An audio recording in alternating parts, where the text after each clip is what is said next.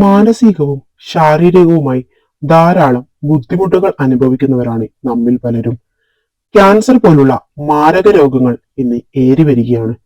ഇത്തരത്തിലുള്ള എല്ലാവിധ രോഗങ്ങളിൽ നിന്നും രക്ഷ നേടാനും മാനസികമായി തളരുന്ന ഡിപ്രഷൻ പോലുള്ളവയിൽ നിന്ന് രക്ഷ നേടാനുമുള്ള ദുആ നമുക്ക് നോക്കാം. ബിസ്മില്ലാഹിർ റഹ്മാനിർ റഹീം.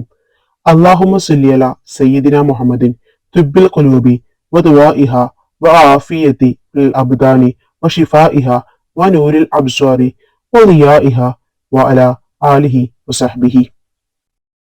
ഈ ദുആ 3 തവണ ചൊല്ലിയതിനു ശേഷം സൂറത്തുൽ ഫാത്തിഹ 3 തവണ ഓതുക.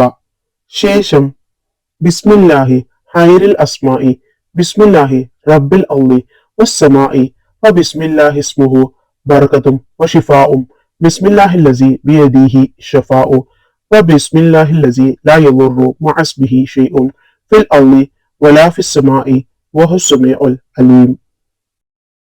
ബിസ്മില്ലാഹി ഹൈറിൽ അസ്മാഇ ബിസ്മില്ലാഹി റബ്ബിൽ അർളി വസ്സമാഇ വബിസ്മില്ലാഹി ഇസ്മുഹു ബറകതും വശിഫാഉം ബിസ്മില്ലാഹിൽ ലസീ ബിയദിഹി ശിഫാഉ വബിസ്മില്ലാഹിൽ ലസീ ലാ യദുറു മഅസ്മിഹി ഷൈഉൻ ഫിൽ അർളി വലാ ഫിസ്സമാഇ വഹുവ സമീഉൽ അലീം എന്ന ഈ ദുആ ചൊല്ലി നിങ്ങളുടെ രോഗം ശിഫയാകാൻ അള്ളാഹുവിനോട് ആത്മാർത്ഥമായി കരഞ്ഞുകൊണ്ട് ദുആ ചെയ്യുക. തീർച്ചയായും അള്ളാഹു നിങ്ങളെ സഹായിക്കുന്നതാണ്.